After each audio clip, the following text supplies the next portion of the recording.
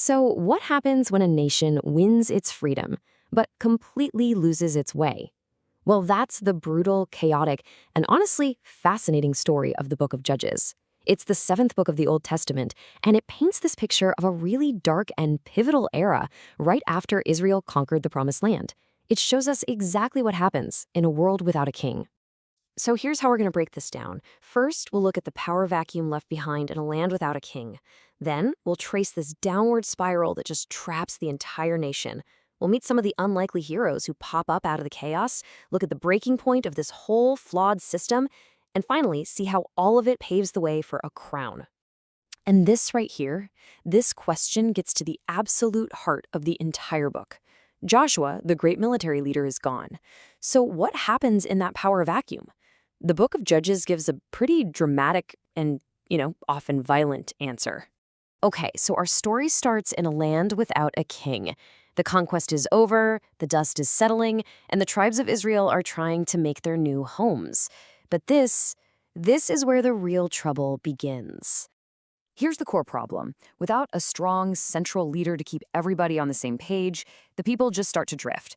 They begin turning away from God, they start worshiping the gods of the nations around them, and they pick up some pretty bad habits. This unfaithfulness is basically the trigger for all the chaos we're about to see. And that unfaithfulness kicks off the main pattern of the entire book, this downward spiral. And this isn't just a random series of unfortunate events. Nope. It's a predictable, repeating cycle of chaos that just plays out again and again and again. And this slide basically maps out that whole cycle. It starts with disobedience. Israel turns from God. That leads directly to oppression, where they get conquered by their enemies. Then, when things get bad enough, they repent and cry out for help. And in response, God sends a deliverer, a judge, which in this context is really a military or civic leader. They bring peace, and here's the kicker, as soon as that judge dies, the cycle starts right back at step one, every single time. So, this brings us to the so-called heroes of this cycle. But these are not your typical kings or priests. Think of them more as crisis leaders, temporary figures raised up for one specific, usually desperate task. And they are a fascinatingly diverse bunch, let me tell you. You've got Deborah, a prophetess, and the only woman judge. You have Gideon, who starts out literally hiding from the enemy. There's Jephthah, this mighty warrior but also a total social outcast. And of course, the most famous one of all, Samson. These people are compelling for sure, but as we're about to see, they're also deeply, deeply flawed. Yeah, let's zoom in on Samson for a second, because he is the perfect case study for this whole era. This is a man of supernatural strength. I mean, he can tear a lion apart with his bare hands. He defeated an entire army with the jawbone of a donkey. He is basically the Old Testament's first superhero. But, and this is a huge but, his incredible physical strength was matched only by his incredible moral weakness. He was impulsive, he was vengeful, and he constantly broke the very vows that gave him his power in the first place. He was a hero, yeah, but a really compromised and tragic one. Samson's story is really a miniature version of the entire era. You see these flashes of divine power and incredible potential, but it's all just bogged down in personal failure and chaos. It shows a really devastating truth. The leaders were just as broken as the people they were supposed to be leading. And all of this leads us to the breaking point. This system of temporary judges and this repeating cycle, it just wasn't sustainable. It was like putting a Band-Aid on a gaping wound. It never actually addressed the root of the problem. But even inside this really bleak picture of failure, an amazing theme emerges: grace. You see, despite the people's constant unfaithfulness, they are never completely abandoned. Every single time they cry out, a deliverer is sent. It's a shocking display of patience in the face of just repeated rebellion.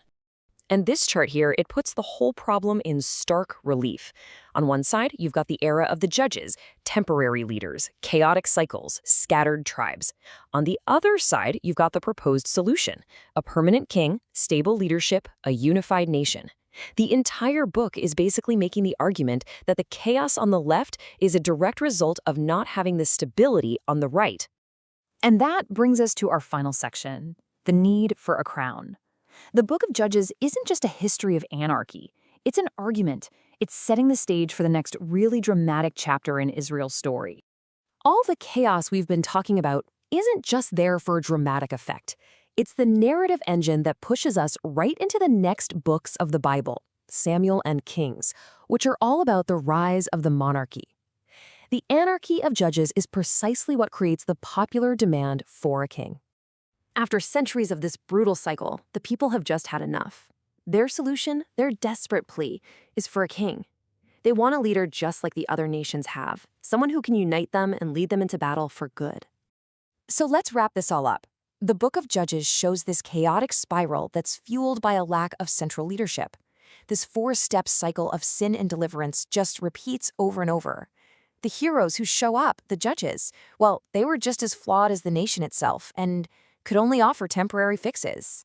At the end of the day, the entire bloody history serves as one long, powerful argument for a different way forward. Israel needed a king.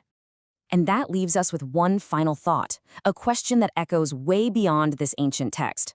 The book seems to suggest that the answer to anarchy is monarchy, that the answer to chaos is a crown. But is a powerful ruler really the only answer when society starts to unravel? It's a question they wrestled with back then, and honestly, it's one we're still grappling with today.